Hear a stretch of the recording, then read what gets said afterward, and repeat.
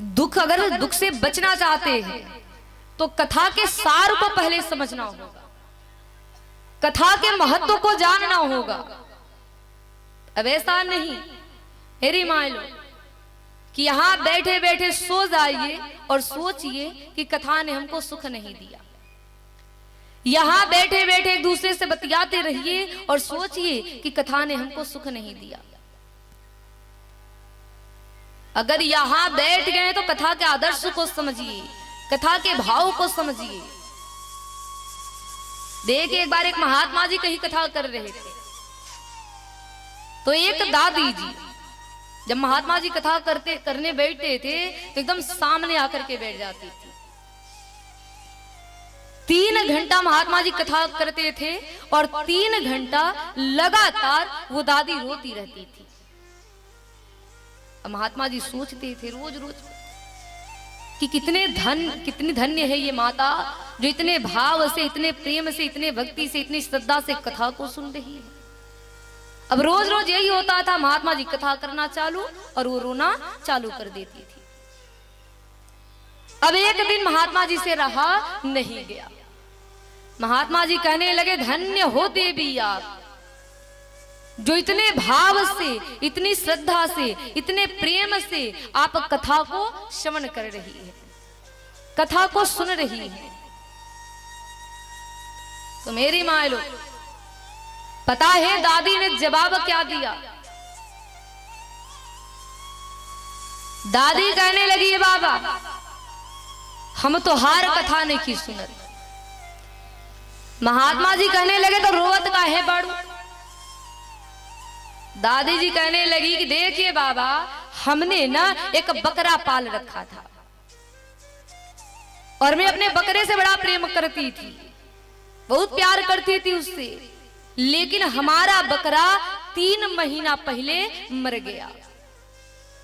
और जब मैं कथा में आ रही हूं और आपको देख रही हूं, आपकी लंबी लंबी सफेद सफेद जब मैं दाढ़ी देख रही हूं तो मुझे मेरे बकरे की याद आ जा रही है, क्योंकि मेरे बकरे की दाढ़ी बिल्कुल आपके समान थी, मेरा बकरा बिल्कुल आपके समान दिखता था, आप भी मेरे बकरे के समान दिख रहे हैं। और जब मैं कथा में आ रही हूं और आपको देख रही हूं तो मुझे मेरा बकरा याद आ जा रहा है। और मेरा बकरा भी मरने से पहले मैं करके चिल्ला चिल्ला के मर गया और आप भी बिल्कुल मेरे बकरे के समान दिख रहे हो, वैसे ही दाढ़ी भी रखे हो और आप भी रोज रोज 3-3 घंटा चिल्ला रहे हो, 3-3 घंटा बरबरा रहे हो, कहीं आप भी मेरे बकरे के समान मर ना जाएं, आपका भी राम नाम सत्य न हो जाए, यही सोच सोच कर मैं रो रही हूं। तो मेरे पीछे वाली माँ लोग कि हुई नहीं खे न सोचत कि ये का बड़बड़ा रहे हैं सभी लोग बार बार। हाँ, कथा हर सुख को देगी, लेकिन कब? जब कथा के आदर्श को समझेंगे। तो आइए हम सभी लोग एक बार भगवान को पुकार ले, भगवान से प्रार्थना करें कि हे भगवान, हम आपके दरबार में आए हैं, आप हम पर कृपा करें। क्योंकि देखिए, जीवन में सुख रहता है, सब साथ देते हैं, लेकिन जब जीवन में दुख आता है तो कोई साथ नहीं देता। साथ कौन देता है? केवल परमात्मा देते हैं। तो सभी लोग कहेंगे क्या? जब नहीं आता मेरे राम आते हैं। और कब आते हैं? मेरे दुख के दिनों में वो बड़े काम आते हैं।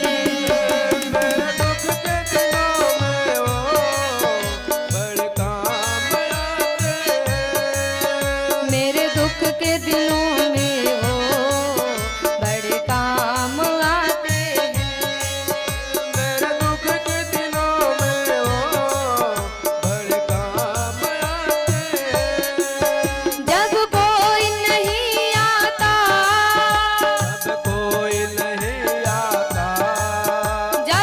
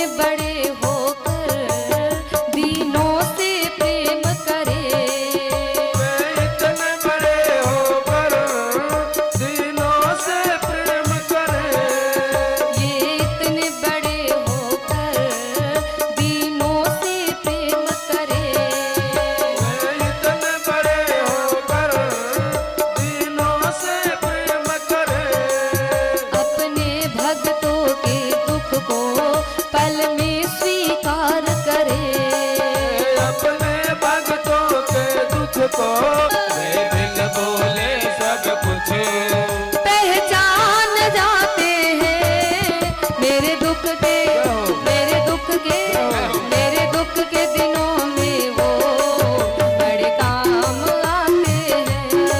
मेरे दुख के दिनों में वो बड़े काम आते हैं।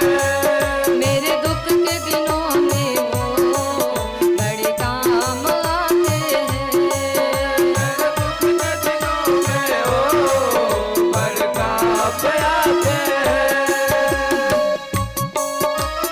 जय हो, जय हरि, जय हरि, हरि बोल,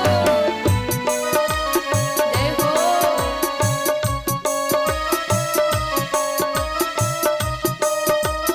जय हरि, हरि बोल,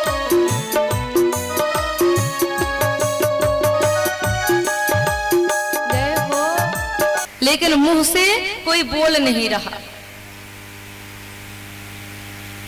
अब आप सोच रहे हैं कि लोग तो बोलने वाले हैं, हम क्यों बोले? हम तो कथा सुनने आए हैं।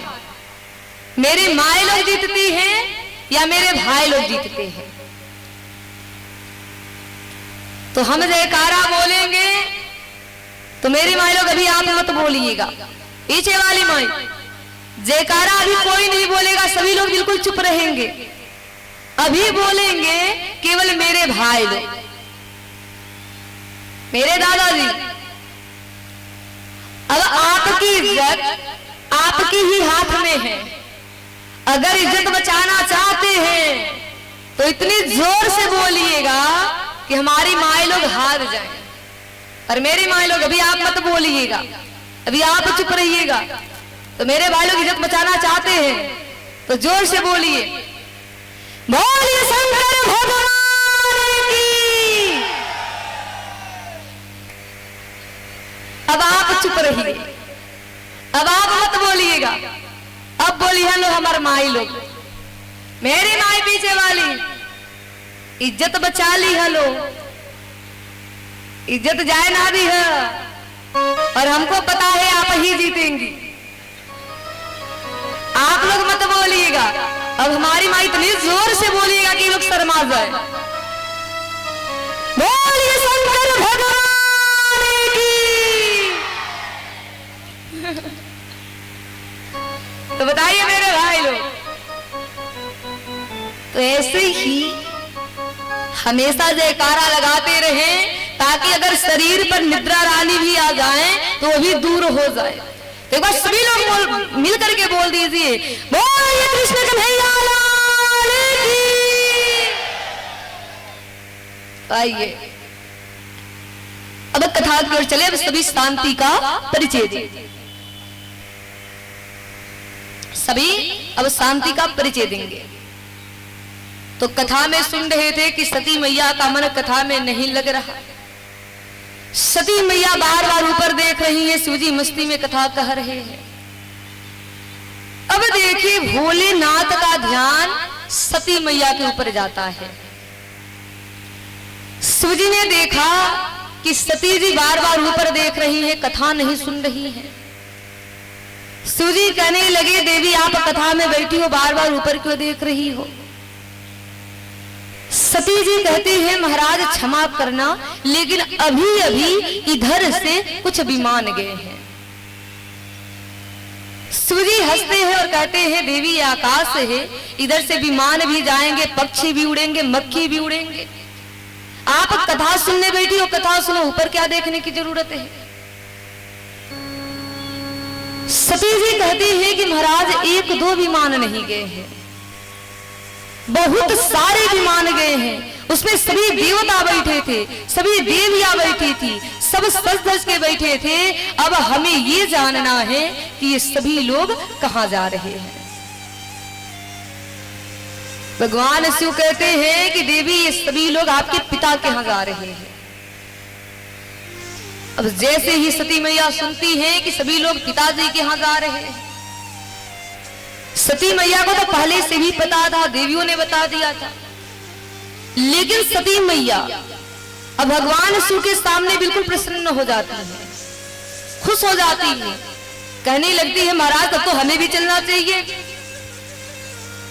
भगवान शिव कहते हैं कि नहीं देवी, जहां से कोई बुलावा नहीं आया, कोई निमंत्रण नहीं आया, कोई पत्र नहीं आया, कोई सूचना नहीं आई, हम वहां पर कभी भी बिना बुलाए नहीं जा सकते।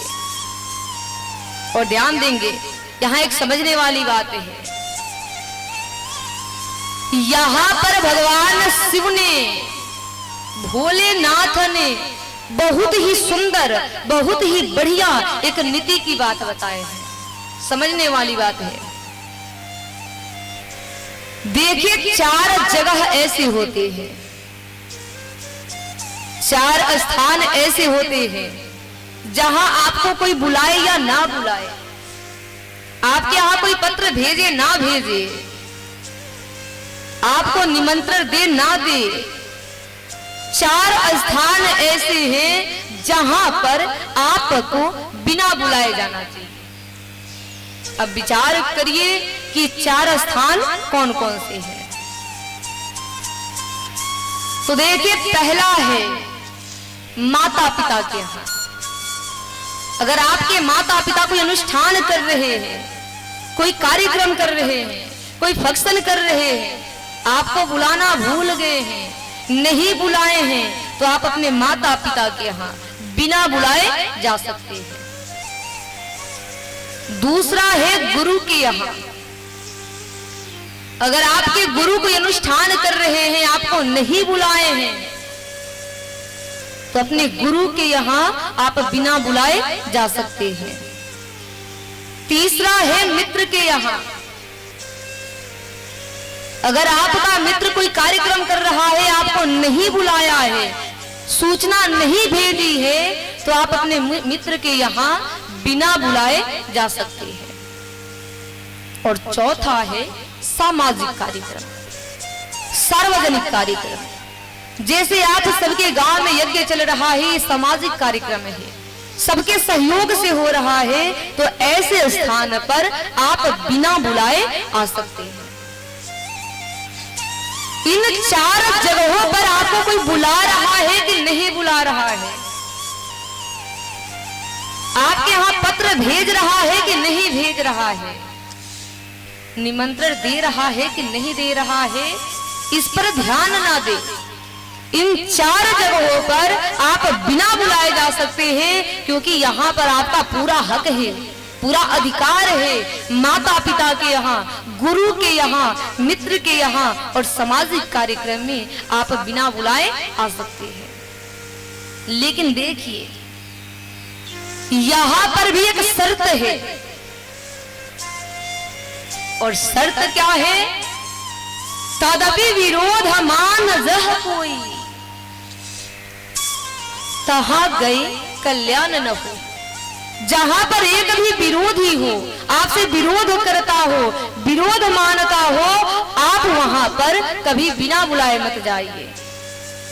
अगर कोई आपका विरोधी है, आपका कोई दुश्मन है, अगर आप बिना बुलाए जाते हैं, तो हो सकता है कि आपका वहां पर अपमान हो जाए। ये भोलेनाथ का फार्मूला है, उनका नियम है, उनका सूत्र है। शिवजी यही बात सती मैया को कह रहे हैं कि देवी, मैं मानता हूं, मुझे पता है कि दक्ष आपके पिता है, वो आपके माता पिता है, लेकिन फिर भी मैं वहां बिना बुलाए नहीं जा सकता। सती मैया कहती है क्यों नहीं जा सकते? शिवजी कहते हैं कि वहां पर हमारे सबसे बड़े विरोधी आपके पिता ही हैं, वही हमारे सबसे बड़े विरोधी हैं, इसलिए मैं वहां पर बिना बुलाए नहीं जा सकता। अब सती जी नाराज हो जाती है, क्रोधित हो जाती है, कहती है महाराज आप तो पूरी दुनिया से लड़ते फिरते हो, इसका मतलब ये थोड़ी है कि मैं अपने पिता के यहाँ न जाऊं। आपको जाना है, नहीं जाना मत जाइए, लेकिन हमें तो ना रोकिए। आप कैलाश पर्वत पर रहते हैं, कभी यज्ञ नहीं करते, कभी कोई कार्यक्रम नहीं करते, आपको क्या पता यज्ञ में कितना काम होता है। हमारे पिताजी यज्ञ कर रहे हैं, काम में व्यस्त होंगे, हमें बुलाना भूल गए, इसका मतलब ये नहीं है कि मैं अपने पिता के यहाँ न जाऊं। अब देखिए सती मैया भोलेनाथ के खिलाफ हो जाती है। शिव जी बहुत समझाते हैं, मत जाइए, वहां जाएंगी अपमान होगा। सती मैया नहीं मानती है, जिद करने लगती है। तब भोलेनाथ बिल्कुल दुखी हो करके, बिल्कुल उदास हो करके अपने मुख्य गणों को बुला करके उनके पिता दक्ष के यज्ञ में भेज देते हैं। अब देखिए सती मैया अपने पिता के यहाँ जा रही है, रास्ते में सोच रही है, कल्पना कर रही है, विचार करती हुई जा रही है कि जब मैं अपने पिता के यहाँ जाऊंगी,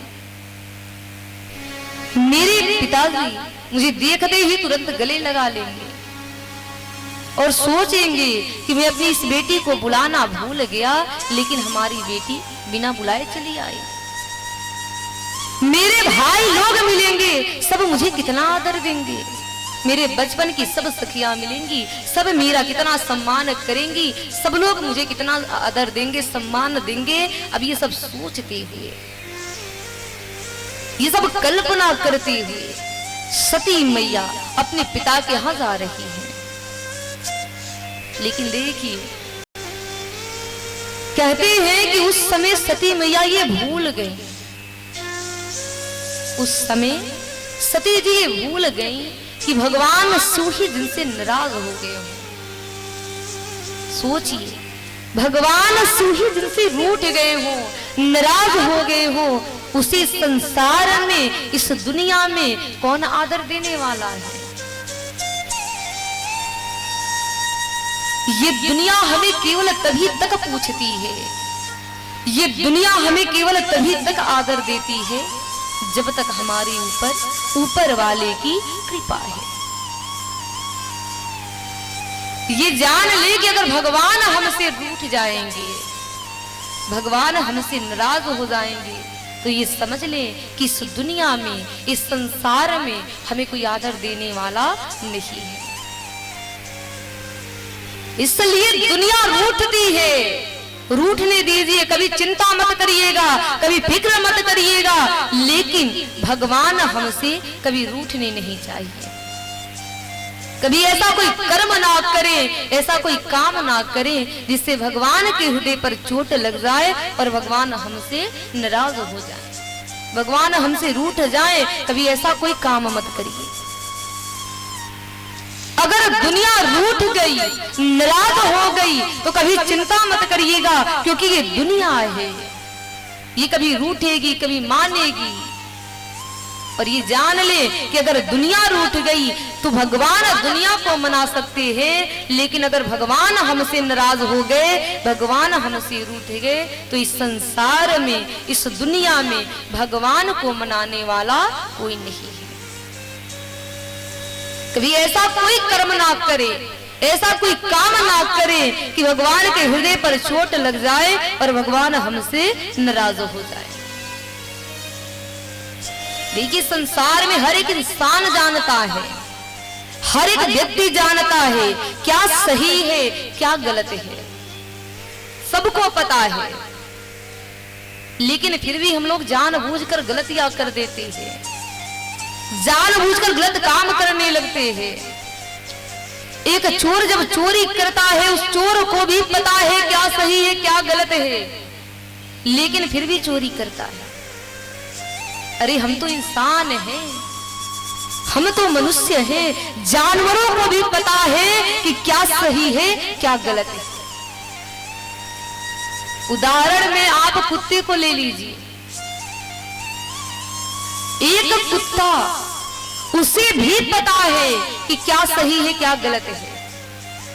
उदाहरण से समझना है तो देखिए, जब कुत्ता आपके घर से रोटी चुराता है तो क्या करता है, उस रोटी को लेकर के कहीं दूर जा करके एकांत में बैठ करके छिप करके उस रोटी को खाता है, डर डर के खाता है, इधर उधर देख देख के खाता है कि कोई हमें रोटी खाते हुए ना देख ले। लेकिन जब उस कुत्ते को अपने हाथ से आप रोटी देंगे, जहां देंगे वही बैठकर खाने लगेगा, बिल्कुल निडर होकर खाएगा, बिल्कुल नहीं डरेगा। लेकिन आपके घर से रोटी चुराया तो उसे लेकर दूर गया, डर के खाया। क्यों? क्योंकि कुत्ते को भी पता है कि क्या सही है क्या गलत है। तो विचार करें कि जब कुत्ते को पता है, जानवरों को पता है, तो क्या हम और आप नहीं जानते कि क्या सही है क्या गलत है? सबको पता है, लेकिन फिर भी हम लोग जानबूझकर गलतियां करते हैं। हम लोग जानबूझकर गलतियां करते हैं, जानबूझकर गलत काम करने लगते हैं, गलत रास्ते पर चलने लगते हैं, दुनिया के चक्कर में पड़ जाते हैं, दुनिया को मनाने लगते हैं। लेकिन ये जान ले, अगर एक को मनाएंगे दूसरा मुंह फुलाएगा, दूसरे को मनाएंगे तीसरा मुंह फुलाएगा। इसलिए दुनिया को मनाने से बेटर है, बढ़िया है कि हम भगवान को ही मना ले। अगर भगवान की कृपा हमारे ऊपर हो गई ना, तो ये जान ले कि दुनिया के लोग अपने आप हमारे पीछे पीछे चलने लगेंगे। हमें दुनिया के पीछे नहीं भागना होगा, तो केवल भगवान को अपनाने का प्रयास करें, भगवान को मनाने का प्रयास करें, दुनिया के चक्कर में ना पड़े। तो आइए एक बार हम सभी लोग भगवान से कहें कि भगवान, हमें संसार से कोई आशा नहीं है, कोई उम्मीद नहीं है, मेरे लिए केवल आप हो, आप हमें अपना सहारा दे। सभी भक्त भगवान से कहेंगे, कहना है, मेरा कोई न सहारा बिनु तेरे, हे राम सवरिया मेरे। मेरा कोई न सहारा बिनु तेरे, हे राम सवरिया मेरे। मेरा कोई न सहारा बिनु तेरे, घन श्याम सवरिया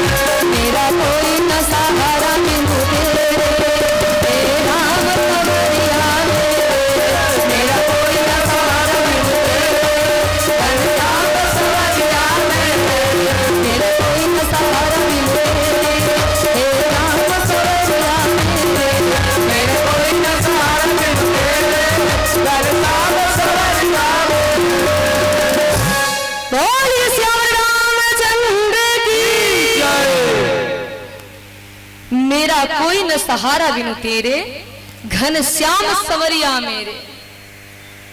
मेरे मान लो। हम हमेशा, अब आज ही नहीं, हमेशा भगवान से यही कहे कि प्रभु हमें दुनिया से कोई लेना देना नहीं, दुनिया से कोई मतलब नहीं, आप केवल अपनी कृपा दृष्टि हमारे ऊपर बनाए रखें, आपकी कृपा हमारे ऊपर हमेशा बनी रहे। हम हमेशा ये भगवान से कहते रहे, दुनिया के चक्कर में ना पड़े, दुनिया के पीछे ना भागे। देखिए सती मैया यही गलती करती है। दुनिया को प्रसन्न रखने के लिए, अपने पिता दक्ष को खुश करने के लिए सती जी अब भोलेनाथ को नाराज कर देती है।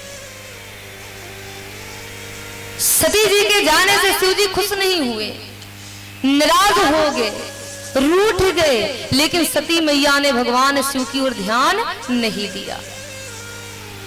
अब सती अपने पिता के यहाँ चल गई, पिता से उम्मीदें लेकर के। अब देखिए इधर दक्ष ने पहले से ही नगर में ऐलान कर दिया था, घोषणा कर दी थी कि शिव और सती दोनों में से अगर कोई भी नगर में आ जाए और किसी ने भी उन्हें आदर देने की कोशिश करी, उन्हें सम्मान देने की कोशिश की, तो उन्हें मृत्यु दंड दिया जाएगा। अब दक्ष पहले से ऐलान कर दिया था। अब सती मैया अपने पिता के यहां जाती है। अब देखिए दक्ष के डर से किसी ने भी सती से कुशलता नहीं पूछी, कोई सती से नहीं बोला। भाई लोग सती मैया को देखे लेकिन बात तक नहीं की। बहनें मिली लेकिन सती जी का अपमान करने लगी, व्यंग करने लगी, बोल मारने लगी, कहने लगी देखो पिताजी ने इसको बुलाया नहीं है और ये बिना बुलाए चली आई। अगर इसके जगह पर हम लोग रहते हम कभी बिना बुलाए नहीं आते। बहनें सती मैया का अपमान कर रही हैं, अनादर कर रही हैं, बोल मार रही हैं, लेकिन सती मैया सोच रही है, सती जी सोच रही है कि चलो ये लोग हमारा अपमान कर रहे हैं, ये लोग मेरा निरादर कर रहे हैं, कोई बात नहीं, मेरे पिताजी मेरा कभी अपमान नहीं करेंगे। मेरे पिताजी मुझे देखते ही तुरंत गले से लगाएंगे और सोचेंगे कि देखो मैंने अपनी इस बेटी को बुलाया भी नहीं और हमारी बेटी बिना बुलाए चली आई। अब ये सोचकर सती मैया आंख में आंसू लेकर के अपने पिता दक्ष के सामने जाती है। लेकिन आज दक्ष जो है अहंकार के कारण, घमंड के कारण सती मैया से कुशलता भी नहीं पूछ रहा, हाल चाल तक नहीं ले रहा। और विचार करिए कि विवाह के बाद अगर पहली बार बेटी अपने नैहर आ जाए और एक पिता अपनी बेटी से समाचार ना पूछे, हाल चाल ना ले, अपनी बेटी से ना बोले, सोच कर देखिए कि उस बेटी पर क्या प्रभाव पड़ेगा। और कहते हैं कि एक नारी, एक स्त्री हर जगह हर स्थान पर अपने अपमान को सहन कर लेती है।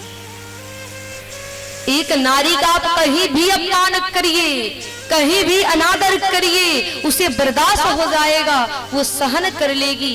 लेकिन अगर उस नारी का अपमान उसके नैहर में होने लगे तो वह नारी कभी सहन नहीं कर पाती। और खासकर अगर पिता अपमान करने लगे तो नारी को कभी बर्दाश्त नहीं होगा, कभी सहन नहीं होगा। क्योंकि एक स्त्री की सारी उम्मीदें अपने नैहर से जुड़ी रहती है, अपने पिता से जुड़ी रहती है। अगर पिता नैहर में अपमान करने लगे तो नारी उस अपमान को कभी सहन नहीं कर पाती है। सब सती मैया का अपमान किए, सब निरादर किए, लेकिन सती मैया को उतना बुरा नहीं लगा। सती मैया ने रोया, आंख में आंसू आए, लेकिन फिर भी उन्होंने सोचा कि चलो ये सब हमारा अपमान कर रहे हैं, लेकिन मेरे पिताजी थोड़ी मेरा अपमान करेंगे। मेरे पिताजी गले लगा लेंगे। लेकिन जब दक्ष ने भी सती का अपमान कर दिया, सती से नहीं बोला। विवाह के बाद पहली बार सती मैया नहीं आई है, लेकिन एक पिता अपनी बेटी से हाल चाल तक नहीं ले रहा है। अब यह देखकर सती मैया को भोलेनाथ की याद आने लगी। सती मैया शिवजी को याद करके फूट फूट कर रोने लगी। और देखिए, उस वक्त एक पात्र ऐसी है जिन्होंने सती मैया को अपने गले से लगा लिया। और विचार करे कि वो कौन है। सादर भले ही मिली एक माता, वो है सती माँ, सती जी की माता। सती जी की माँ जो है सती मैया को गले से लगा लेती है। अब सती जी को और ज्यादा जोर जोर से रोना आ जाता है और सती जी फूट फूट कर रोने लगती है। और देखिए, एक छोटा सा निवेदन मैं आप सबसे करूं, ध्यान से सुन लीजिए। देखिए, कहते हैं कि पुत्र कुपुत्र हो जाते हैं, लेकिन एक मां कभी कुमाता नहीं होती। संसार में अक्सर ये देखा जाता है, दुनिया में ये देखा जाता है कि बच्चे नालायक निकल जाते हैं, लेकिन मां कभी कुमाता नहीं होती। एक बार विचार करिए कि जिस मां ने 9 महीने हमें गर्भ में रख लिया, क्या उस मां को हम लोग अपने घर में नहीं रख सकते? आजकल पढ़े लिखे लोग, शिक्षित लोग, समझदार लोग अपने माता पिता से दूर हो रहे हैं। विचार करिए कि जिस मां ने 9 महीने हमें अपने गर्भ में रखा, क्या उस मां को हम अपने साथ, अपने परिवार में, अपने घर में नहीं रख सकते?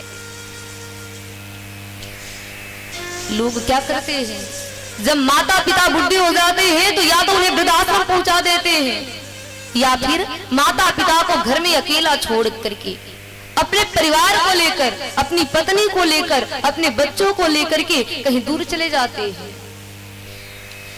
लेकिन जान ले कि पहले हमारे देश में ये वृद्धाश्रम नहीं थे।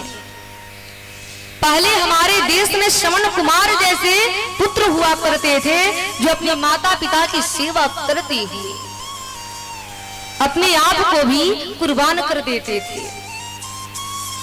लेकिन आजकल हमारे देश में पश्चिमी सभ्यता का प्रकोप बढ़ रहा है, वृद्धाश्रम बढ़ रहे हैं, पढ़े लिखे लोग अपने माता पिता से दूर हो रहे हैं। लेकिन एक बार मैं निवेदन जरूर करूंगी कि सोचिए कि जिस मां ने हमें जन्म दिया, जिस पिता ने हमारा लालन पालन किया, हमें पढ़ाया लिखाया, हमें योग्य बनाया, जब हमारा समय होता है कि हम उनकी सेवा करें तो हम लोग दूर हो जाते हैं। लेकिन ये जान लें कि जो हमारा कर्तव्य है अपने माता पिता के प्रति, हम अपने कर्तव्य का पालन जरूर करें, माता पिता की सेवा जरूर करें। देखिए, सती मैया से सब रूठ गए हैं, सब नाराज हो गए हैं, लेकिन सती जी की माँ जो है सती जी को गले से लगा लेती है। और फिर कथा आती है कि जब सती मैया यज्ञ देखने जाती है, अपने पति का कोई स्थान नहीं देखती है। अब सती मैया को बड़ा दुख होता है, बड़ा कष्ट होता है, और सती मैया कहती है कि संत शंभु श्रीपति अपवादा सुनिय जहात असमर ज्यादा काटिय तासु जीव जवसाई शमन मुंह दिनत चलिए पराया। सती मैया कहती है कि जहां पर ब्रह्मा विष्णु महेश और संतों की निंदा हो, अगर संतों का अपमान हो, अगर वहां अपना बस चल रहा है, तो जो अपमान कर रहा है उसके जीभ